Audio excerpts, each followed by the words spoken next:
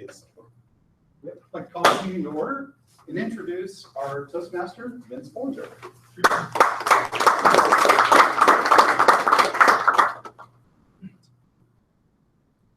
Thank you, Madam Sergeant at Arms. Welcome, everybody.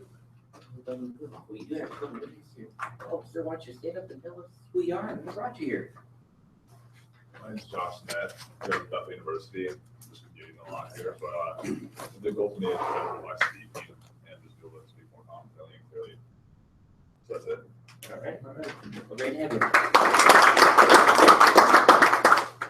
In case you're wondering, we're in the middle of something called Speechcraft, which is a 4-week workshop to kind of onboard people on Toastmasters. So you're going to get to see a lot of new people. So you'll get to see what you might do if you join in the near future. All right, today's timer, do we have an official proper timer? Jesse? Oh, Jesse. Now he will reacquire his own duties and he will actually do what he needs to. Apparently there was terrible traffic, right? That was really seemed to be affected by it, but so today we're getting close, so it started new, but today we have a timer. Jesse, please tell us all about your role. I will. Thank you for the great introduction, by the way. As a timer, I'm going to be timing the table topics, the speeches, and evaluations. These cards, I'm going to be indicating green as 1 minute as you met your time, yellow, or rather green is the beginning of meeting your time, yellow is meeting your time, and then red is overtime. And those times are 1 minute for the green, 1 minute and 30 seconds for the yellow, and 2 minutes for the red. And that's for table topics. That's for table topics, evaluations. And for speeches? For speeches, I think it's up to the speaker, right? But for today, for Speechcraft, it would be 3 to 5 minutes. 3 for green, There we go. 4 for yellow, and 5 for red. Thank you for the help. You're welcome. All right, and of course, not only, the timer role is actually really important. We have all these different various roles, but each role is very important, plays a very important role. We are obviously trying to work on our prepared speaking. Of course, we have improper speaking with table topics, and we have evaluations on the fly as well. But we also want to work on things like grammar and timing. So that's why we have time. And today's table topics master, Tyler, great. Now, we have prepared speeches that will be given later, but we also like to work on our impromptu speaking. Impromptu speaking is really good for example, if you're at an interview, or if you are demoing a product, for example, at work, and you want to be able to answer awkward questions out the cup. So we really want to practice our impromptu speaking. So it's a very pivotal and fun portion of our meeting. Please help me welcome today's table topics master, who will lead us through the questions. Tyler Yost.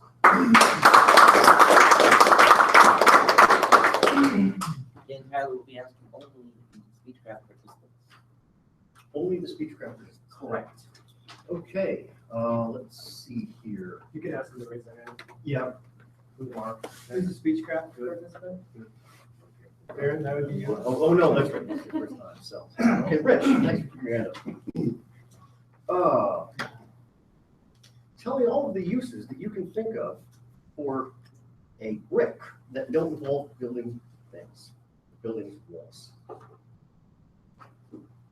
First of all, good morning, Mr. Table Topics Master. All the things I can think of for Uses for a brick that aren't. uses for bricks that I don't build Yes. would be 1, to hold things down, 2, to hold things from shifting, and I think that's about it. Most of my brick experience has been to drill something. Okay. Thank you. Thank you. Matt. Let's see here. There's some activities that we engage in that are arduous and really boring, such as driving in heavy traffic, something I think some of us experienced a few minutes ago. Other activities cause us to lose all track of time because they're so engaging and fun. What kind of activities cause you to have that much fun where you lose track of time and forget where you are? Well, thank you, Mr. Table Topics Master. Fellow Toastmasters, there are quite a few things that make me lose track of time, and also quite a few things that make me feel time more thoroughly. I happen to enjoy playing video games There are several games that I like to play that require a lot of time investment in order to accomplish your goals. And when you get into something, when I get into something and engaged, I don't feel time pass anymore. I just only focus on what I'm accomplishing, and then by the time I have accomplished it, it is 3 hours later than I thought it was going to be, and I haven't eaten all day. It's been a while since I've had one of those days, probably back in college. Nowadays, things that keep my time are, again, a game. I purchased a foosball table about 2 years ago, and I am always up for challenging my roommates, and it seems that after a few games of foosball, an hour can pass without feeling quite so. Thank you, tabletops. Yep, that is the end of my speech. Thank you, everyone. Let's see, who else? I'm sorry, I forget your name there. Darren. Let's see what we have here left on the list.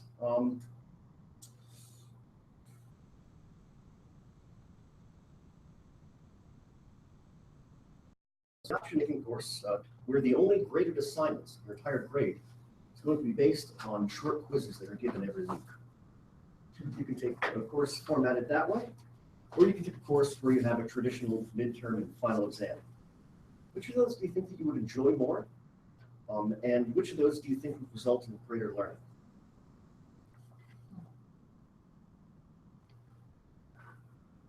Thank you, Mr. TechMaster. Yes, currently I'm still a graduate student. I really get a lot of courses in school, and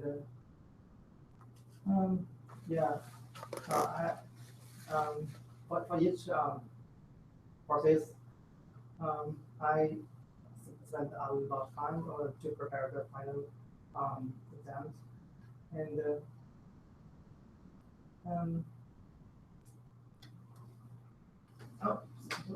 sorry, can you say that again? Sure. Sorry. So you have to take a course, Yeah. and there are two different courses offered, right? But both on the same topic. Would you rather have many short quizzes every week to determine your grade, or would you rather take a regular midterm and a final? Yeah. So only 2 big tests, or maybe 10 small ones. Okay. You mean I can choose? Yeah, one course or the other course. Yeah. Okay. For me, I think I will choose the finals exams, the course, because every time if we have a final exam, in-depth exam will include all kind of information, the technologies in that class that the professor taught us, and for each step-by-step course, I think if we choose that one, not real good for me, because for the first time, for the first part, if their course depended on 3 parts, after the first part we get little exam of that, and then the next one. Sometimes if there's no other final exam, I will forget the first one or second one. Sometimes that's will happen. That's not bad for me.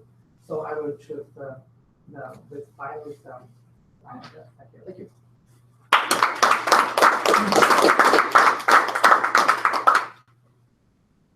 Hey, what's the best advice that you've ever received?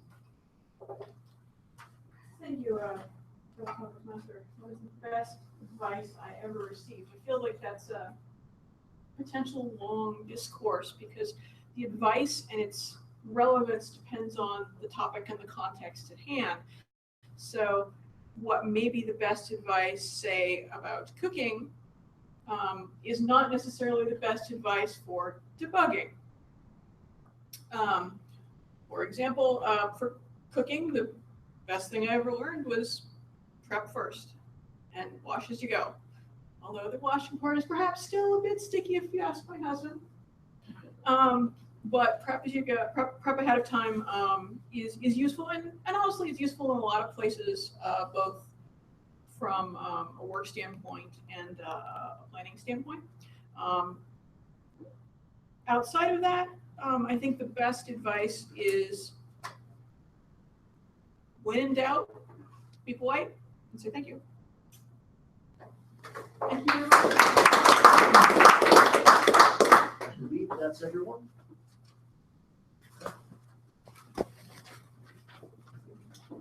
Thank you, Tyler.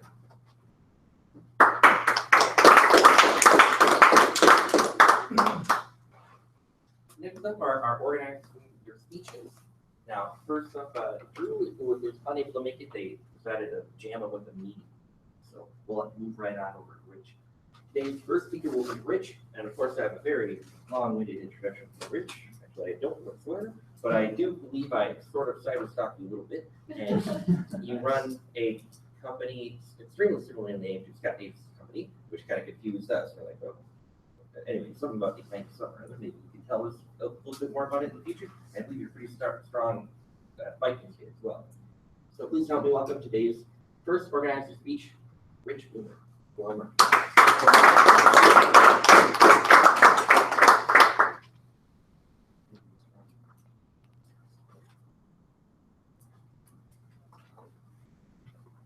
I was going to go into my openings, which I tell a little bit more about myself since you mentioned Ignite Technology. So I do have a company called Ignite Technology. Right now, you were looking at the company. So I do software consulting for companies around Minnesota or the US. A lot of my work is transitioning more into what I'm going to talk about today, which is working remotely. During the last 6 years, I would say, of my consulting work, I have experienced working remotely the majority of the time. I've been on distributed teams that have people in the UK, in Ecuador, Argentina, and throughout the US, Wisconsin, Florida, California, Minnesota. Today, statistics show that about 50% of workers currently work remotely in some fashion. That means they do not go to an office, they go to their home office maybe, they go to Starbucks, they go to a place like Coco, it's a co-working space if you haven't heard of it, in downtown Minneapolis. Do fantastic stuff, not only co-working but with startups. So today I'm going to share with you some tips that will hopefully help you work more successfully remotely.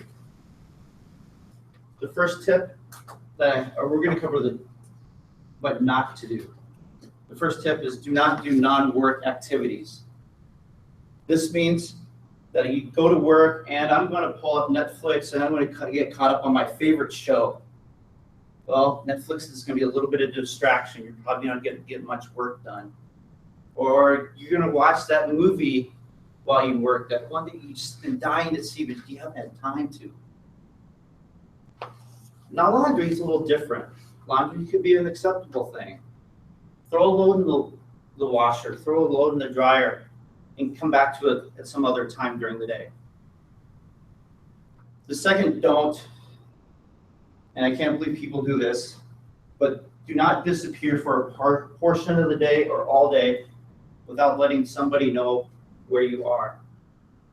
Now, when I say that, people think, well, I don't want to be micromanaged. Well, it's not micromanaging. It's courtesy to your team, your coworkers, and your boss to go ahead and let them know that, hey, I'm stepping out for a while. And we work remote. It's okay to do that. It's one of the advantages. The third don't, and I'm guilty of this, is don't work too much. If you come in at 7:30 in the morning, because that commute's awesome, it's 30 seconds downstairs to my home office. It's maybe 5 minutes to the nearest Starbucks for me. Actually about 2.5, but have a good stopping point. I have kids, which is awesome, because about 4:30, 5 o'clock, I'm out. That's all I can do. You got places to go, things to do. But if you don't have kids or some sort of something to do after work, it's okay. Stop working on that problem. We're not working remote, so you can work more, right? Now I'm going to get to some of the things that you should do. And the first thing that you should do is have an organized work area away from distractions. For me, that's my home office. My home office is down in the basement. It's in a corner. It's a nice, quiet place. If my wife and kids are at home, I can still get some work done. I have a nice window. You can open it up in the summer, listen to the birds, watch the dog chase the squirrels, whatever. But have that area where you're away from all your distractions. The second thing that you should really do is always be in communication with your coworkers and your boss. Let them know that I'm going to be out for an hour. I'm going to go for a run and work out for a little bit. Okay? And schedule that along the way of your day. Around meetings, maybe. Maybe you have a stand-up meeting at 9:30. Okay? 9:31, after that, well, probably more like 9:45, I'm going to go for a run. Or I'm going to go get that load of laundry. Right? The third thing and the last thing is please take a break. Just because you work remote does not mean that you chain to your desk here all day long. You can get up, move around, go have lunch, meet a friend for lunch.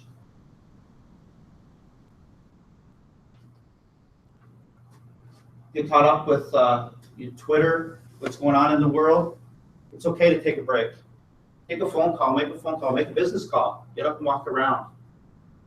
So today, I hope that I have shared some helpful tips with you on how to successfully work remotely.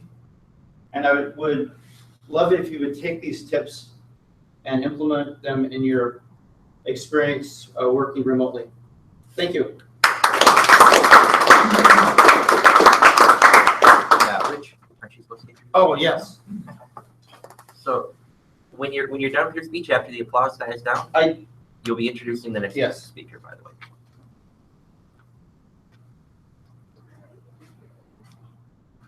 So our next speaker currently lives with a retired athlete who loves to sleep on his back and have his tummy rubbed by members of the family.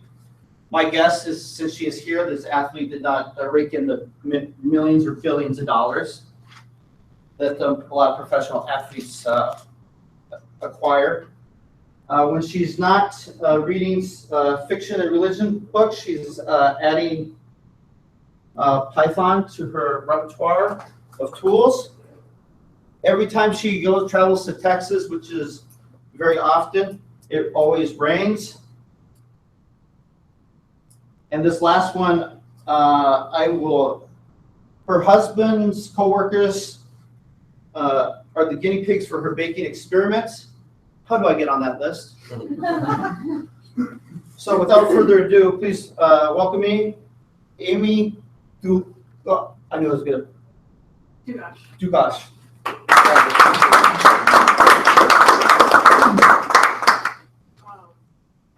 Yes, and occasionally the golden mooch hound gets in on the big bits too. So I'm actually here to speak about something related to food. You'll find that left to my own devices, I will talk about food or the cooking of food fairly frequently. What I'm looking forward to talking about today is how to leverage technology to help get you off the Ferris wheel of takeout. Now, most people in this room are hardworking professionals. There are days when you and potentially your spouse come home and the last thing you want to do is cooking. And it's very easy and seductive if you're living in an urban or suburban area to go out and order that pizza, to have it showed up. Amazon is now delivering in Minneapolis. for free if you have Prime. That's really, really hard to resist. But it's more cost effective and better for you if you step away from that. Now, I'm sure some of you are not necessarily cooks and are not necessarily potentially skillful at that. That's okay. There is a fabulous new, well, it's an older technology, but we've finally gotten it to the point where it's not cost prohibitive to bring it into your house, called sous vide. Now, sous vide is taking a piece of meat or a piece of vegetable and putting it in a bag and vacuum sealing that bag and then cooking it at a very precise temperature for a far longer amount of time than you would expect, which allows you to cook it at a lower temperature to get to the core temperature. So for example, you have a steak and you like it medium rare. Typically, you've got a very small window if you're cooking at high heat to get that medium rare. What sous vide does is it allows you to set the temperature exactly where that medium rare is. And then it cooks for a longer period of time, but it stays at that temperature, which has the benefit of A, allowing you to plan in advance, and maybe if it's an 10 or 12 hour cook time, you throw it in the morning, it's there when you come home. Additionally, the longer cook time at that controlled temperature breaks down the connective tissue, which gives it that unctuous tenderness, which also has the secondary budgetary benefit of allowing you to take a less choice kind of meat, something that's normally a little tougher. You cook it for a longer period of time in sous vide, and hey, you just save yourself money because you took a $2 steak and made it as tasty as a $6 or $7 steak. One of the other benefits is, and this is typically how we use it, is you do a large number of things all at once. It's already vacuum sealed into a plastic bag. You throw it in the freezer, you pull it out, 3 minutes on a side, maybe, on a weekday. Voila, there's your protein. Salad, maybe some beans, dinner in 10 minutes, and it's good for you. It also has some secondary entertaining things. I used it to do a roast, which we gave to some friends for for family coming in for funeral. It was brilliant. It was a roast that was done perfectly medium rare. They were able to slice it and go, and it caused them no extra time, and it was no extra skin off our nose. The benefits, to me, overweigh any potential weirdness or the cost of the wands, which, but the benefit is there, and with some prior planning and some thinking about how you cook, the ability to move sous vide into your repertoire to make it easier on weeknights, to potentially plan ahead if you're entertaining, so you ate chicken breasts, you throw them on, you get a little bit of brownie on the other side, put a sauce on it, and then you can go spend more time with your guests. Makes it a useful technology, not only to lower your budget, but also to make your life easier overall. Thank you very much. Now, if you could please introduce Matt. Oh, I am sorry. Thank you. Matt is from Minnesota, and he has recently come into the technology field, and he will be speaking about that. So please put your hands together for Matt. Thank you, Amy, for the wonderful introduction. Last week, we were all supposed to do icebreakers, and I did not participate in that. So this week, I'm combining my organizational speech with my icebreaker. So it's just going to be about me. In the tech field, it seems a lot of people find themselves here after taking kind of an non-traditional path. A lot of people went to college for it, but there are a lot of people who did not go to college for it. And some people who found themselves here after going to college for something else. And I'm going to talk about my journey to the IT field, which is somewhat recent. I started at Improving, working here just 2 months ago. My first experience in programming was in high school. You guys remember those TI-83 calculators? Once I figured out how to program those, I didn't really have to do much math after that. I also spent a lot of time in class figuring out or reverse engineering some of those games that everyone would have. And I programmed my calculator to have slightly different games. And I also maybe created my first virus that would lock up your computer and say random childish insults at you. We were in high school after all. My next experience was in college. Took an introduction to C++ class. For that class, I installed Linux on my Windows machine, and I installed a few different text editors and command line, and I really enjoyed it. I would have pursued it further. However, I went to college during the financial crisis, and there was such a thing as a fiscal cliff. So my college had to choose a bunch of programs to drop, and computer science was on that list. I maybe would have transferred to a different college that offered computer science. However, I was already a transfer student, and I figured that didn't look so well on a resume. I chose economics. I went with economics. In economics, you do some programming in R or SAS. So I did get to keep learning how logic works and how to structure things in a way that other people could read or that could produce reliable outcomes for something that you would like. However, a lot more writing intensive than tech. I graduated and I got my first job in market research. And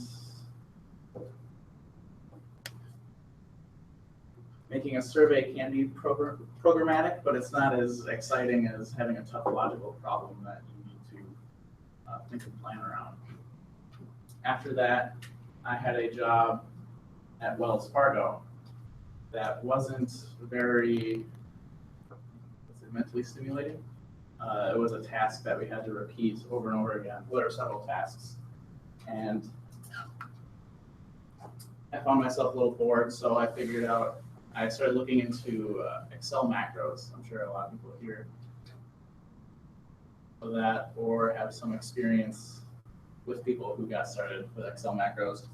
I ended up automating about 90% of my job by the time I had left, and was by far the most productive member on the team. After that, I had another job in research analysis. But at that point, I was fairly settled that I needed to make a change, and the only time I really enjoyed working was when I was trying to figure out how to do less work. So I decided that I was educated enough that I didn't need another bachelor's degree, so I enrolled in a summer intensive camp called the Software Guild. And it was a MVC ASP.NET program that I seemed to excel at. And afterwards, not afterwards, but during the last week, I came here and I met Mike, and he offered me a position. And that is my non-traditional way of getting into the tech industry. Thank you.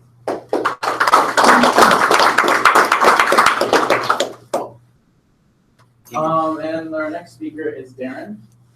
Darren is currently, well, I don't want to give away too many details, but Darren is going to tell all of you about his exciting project that he is working on now, and it will be your best friend forever.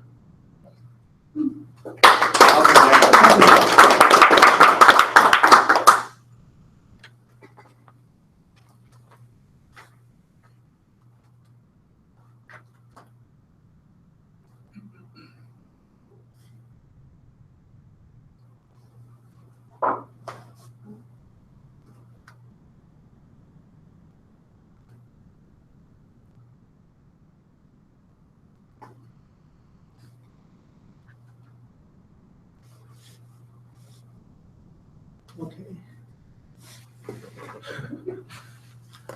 Thank you, Matt. Ladies and gentlemen, as a software engineer or developer, we did a lot of programming, coding. Have you ever thought of created our own product or built our own business? Today, I bring an excited project. And welcome to join our mobile app project. Today I will answer 3 questions. And what is our project about? Why do people need it? What difference between our app and others? For the first question, what's our project about? The name is BFF of ICSU, that means Best Friend Forever of St. Cloud State University. The target customers is ICSU students. And the main functionalities including make an appointment with our professor. Actually, that's the first reason I want to create this app. Because every time we want to meet our professor, we have to go our professor's office to check their schedule, which attached our professor's doors. Usually we will take a picture. That's not easy for every time we get that information. So I want to create an app, collect those information in this one app. Secondly, this app can provide free materials. In our school, there's a lot of free materials. For example, like free parking, free skating, free swimming, sometimes free pizza. Everybody likes free things, free stuff, but not everyone knows exactly the time. So this app can provide this kind of free information. Also, this app can, with this app, students can sell textbooks and others the used stuff. And the most important departments can also use this app to broadcast their important information. For example, the safety center can broadcast the safety alert for everyone, and the career office can broadcast the job fair information. And in the future, we can add other services for students. And why do people need it? Right now, actually every student has a smartphone. They really like playing with it when they walking, when they waiting for something. And another good point can prove it is, in China there's a big big company named Alibaba, and they created a shopping festival called Single Day, because this day is November 11th, 1111, that means Single Day. So last year, in that day, they sold stuff $13.55 billion. That is amazing. And of it, there are about 8.5 billion sales stuff go through the mobile. That's why I want to build a mobile app, not a web app. And what's the difference between our app and others?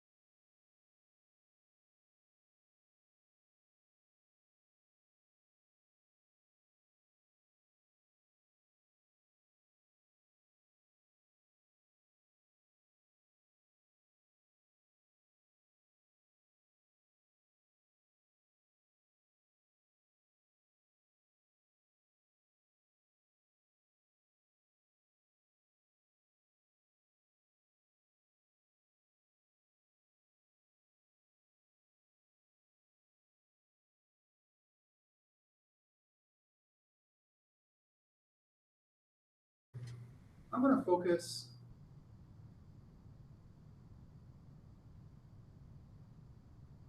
focusing something. Who's Rich's mentor that's gonna evaluate? Actually, the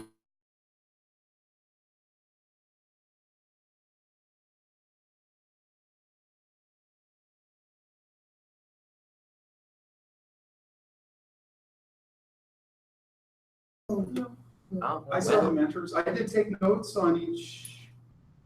we're not ready to evaluate that. We can't do that. Yes. I will be more clear in my emails this upcoming week. All right. Thank you, Tony.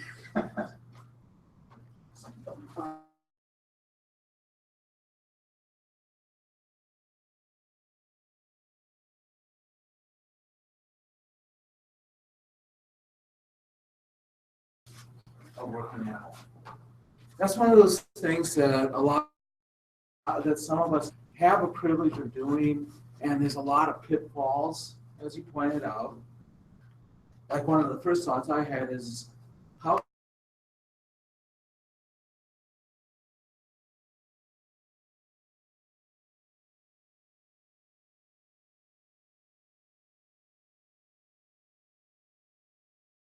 do you handle that? That would be one of the first questions that I had. But you gave some excellent points. I loved how you did say, don't go away without giving notice.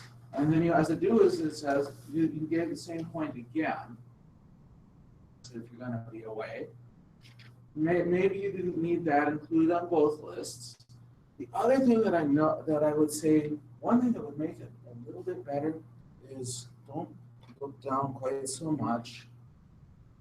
You spent a little bit of time where you were more looking down than looking at the people in the room.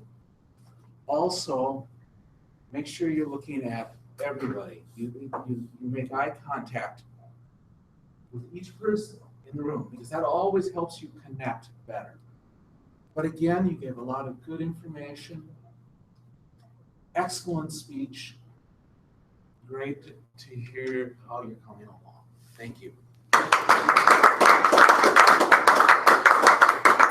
And then is Amy's mentor here or?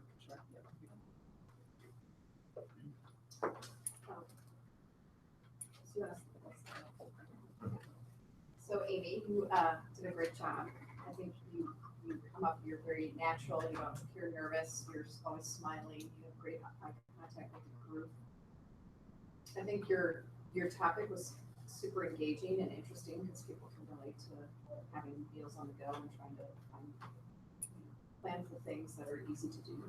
I think some of the things I was wondering about are sort of what are resources, is there a website, or what can I do? I wasn't sure how to spell it. I didn't Google it yet, but like a little bit of tips on like how we can find the best websites and that sort of thing. The other thing that gave me a little bit of pause was just the why do you want to not use take out everything? Maybe a little bit more context. Obviously, I think you talked about saving money, but a little bit more would have been interesting to me just from a personal standpoint. I think overall it was a really good speech. Again, you're very natural, very good. So good job. And then Matt's mentor. Not here. Well, I suppose it's my fault, so I suppose I might as well evaluate them. Stand up, Matt. Matt, great speech. I was totally prepared to evaluate you and write down lots and lots of notes, as you definitely saw. But anyway, you had a very good presence. I was impressed to see that you didn't appear very nervous at all. So I don't know if you've done this before, or if you communication major or whatever in college. And I also remember that Katie had said that you were going to combine your icebreaker and your get to the point speech here, organized. That's what it was. And so I think you did a pretty good job in that we were able to get a window into who you are. And so I appreciate that. And I noticed that there wasn't a whole lot of reference to notes or anything like that. You were able to remember these things very well. And again, a very impressive thing for somebody to get up for their first speech. And looking forward to seeing where you go from here. Thank you. And Darren's mentor. That's me. Thank you for your speech today, Darren. We had talked a little bit about some prepping on this one and some things that we were going to work on. One of the things that I like about speeches you give is you're always happy up there doing them. You're always smiling. It's clear that you're passionate, that you feel strongly about what you're presenting. I would have liked to have seen the actual app, maybe the St. Cloud State one versus the BFF one, side by side to get a little bit better feel for why yours is better, the color is better, does it load quicker, that kind of thing. You did take out your phone and you did show us their app to load. So that was good, that you illustrated the point saying that their app not so good, the performance not so good. Some other things, I like your slides. Your slides were very clear. They weren't too filled with information. Your points were clear and distinct. Nice bright colors, nice white background, pretty good size font. So nice job there. I know you asked me at the last minute, you said, should I do some slides? And I said, visual always helps bring people into the presentation. So I think you did a great job. I asked you to work on volume. Volume was a little better this time, but I still want to see you project a little bit louder. Sometimes it's hard to follow what you're saying. Otherwise, great speech. Second job. Nice job. Thank you. And now it's time for the timer report. So Jesse, can we please have a timer report? Yes, for the table topics, Rich, you had 30 seconds. Matt, you had 1 minute and 22 seconds. Darren, you had 2 minutes and 10 seconds. And Amy, you had 1 minute. For the speeches, Rich, you had 5 minutes, 55 seconds. Amy, you had 4 minutes and 30 seconds. Matt, you had 5 minutes. And Darren, you had 5 minutes and 15 seconds. For the evaluations, evaluating Rich, Tony, you were at 1 minute and 45 seconds. Leanne, you had 1 minute and 4 seconds. And evaluating Matt, Vince, you had 53 seconds. Gotta get that time up there, buddy. Evaluating Darren was William, and he was at 1 minute and 15 seconds. Thank you. And now thoughts on the Toastmaster. Vince is very confident as always, and I helped work through a couple rough nights on timing and things. So Vince, we're always in good hands with Vince. Now on the table topics, thoughts on those. I thought one of the interesting things on those, oftentimes table topics follow a very specific or a track. And so you can kind of anticipate the questions and figure out. One of the things that I thought was pretty interesting is the table, each question was very different. So you couldn't really kind of pre-think about what somebody was going to answer based on a previous question. That does make it more interesting. It also makes it more challenging because you have to really, really, really think on your feet. And that's what the table topics is all about, is getting people to really think and be able to speak on their feet. So I would like to have the table topics master give the Wise Old Owl Award, and that is to the person that answered the best table topics. And have you present to the person you feel did the best? Now, I'd like to give the Wise Old Owl today. I think I'm going to give it to Matt. I think he did a great job.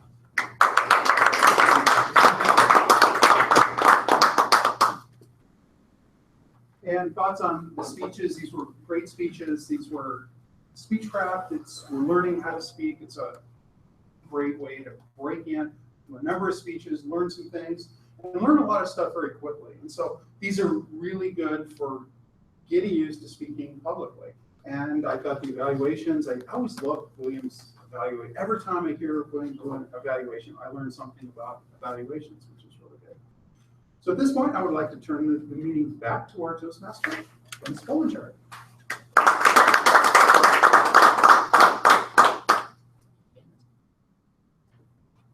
Thank you, Madam General Evaluator. Okay, so closing, we have assignments there. I have a coordinator right over here. We have assignments that you will be working with your measure design here. I will let you know what they are. You are to read chapter 6, get to the point. In your workbook, you'll have another 3 to 5 minute speech like we did today. And let's with what else? So we're going to be doing introducing each other, and we'll also be evaluating each other. I promise you that I will not only say that, but I will make sure. I think I just didn't put the assignment, which means nobody called me out on it, which means that that didn't happen. All right, so it will happen next week, I promise. It's a very important piece of Toastmastering, and on top of said fact, we're not supposed to be so involved at the end of Speechcraft. Instead of us doing everything, we're supposed to hand it over to you, let you know, see your progression, see how far you come. In the first of 4 sessions, you guys had no part. In the second of the 4 sessions, you gave your icebreakers, and we had you give a tabletop assessment. Today, you introduce each other, and next week you will evaluate each other. And on top of said fact, you also hold the other ones as a general evaluator, timer, and tabletop. I will tell you who will do what. Drew will be the general evaluator, Rich will be the tabletop master, and I believe I'm going to have Amy be the timer master. So, when you are meeting with your students, please help them out with those particular roles, although I will provide a little additional feedback as well. This year we had a couple more speech participants than we did last year, so I cut out an educational speech that was given last year by Will. And so what I will do is I will give a link to said speech so that you will have that for your reference as far as the speech for this upcoming week, which is, again, get to the point from TechMasters. So if you could please meet with your mentors and mentees so you work together and talk that out for the last few minutes. And before we do that, we will get our closing thought from our timer, Jesse. So this quote relates to why we come here week after week. Give me 6 hours to chop down a tree, and I'll spend the first 4 hours sharpening the axe.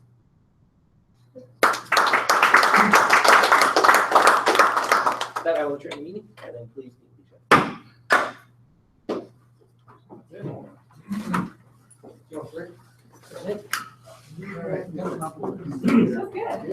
that.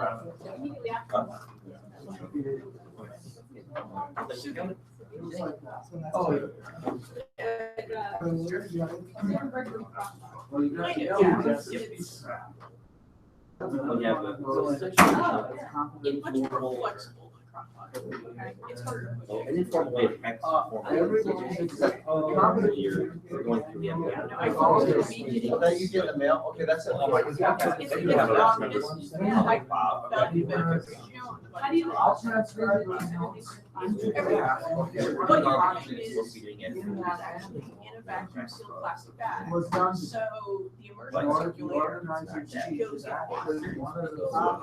And typically if you put in water and we actually use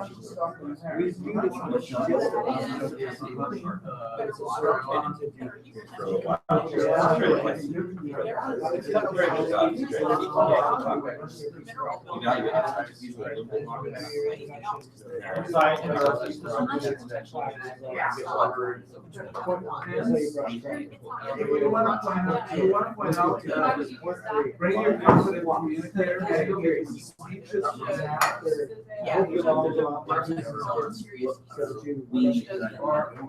those 3 speeches will go down in the sentence. We don't have to copy them. As the Vice President of Education, I would adapt to okay. These are the different things that I do. If you're going to the whole thing, better not to go. But I understand. I do. I have more like shit. I understand.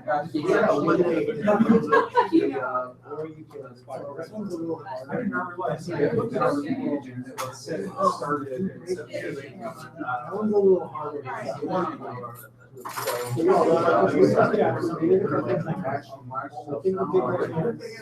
Here's an example. We want to make sure that she gets credit. The one thing I had to yeah, I didn't realize. You would say our slots, just one slot. The purpose should be. Can I just take these and put them along? Yeah.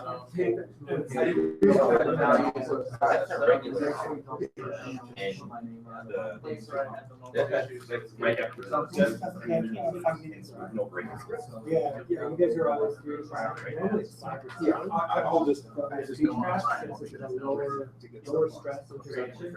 We can I need to work on my. Always look at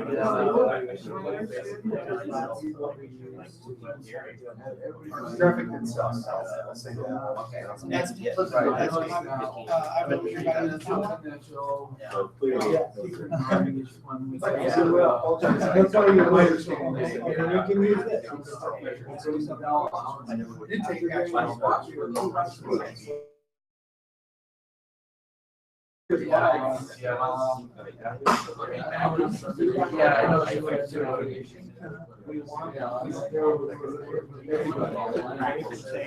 Oh, You didn't say. What I heard. So I wanted to, how that. It seemed to me, I think that, so try not to. You do a lot here, but if one subject is more threatening, what I say, you didn't introduce. If I'm not Right. You didn't. Generally, just most of the time, either bullets and bullets and part. every. What do you want some? And then decide whether you want to. If the font size is smaller than 20, it's too small. It's not so much. You want fonts to be large. Okay. People will be able to. You know, people out in the world, but that's. Don't buy. Take a second.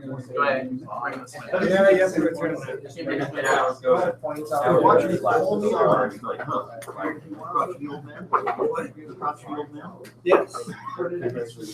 No, I mean, it was, number one, it was weird because it looked like it was filmed in the '70s with videotape. But I started listening to it, and yeah, he's a smart guy. He's not the best speaker, No. but what he says is genuine. A lot of it. And what he says is genuine. You can tell that He's not.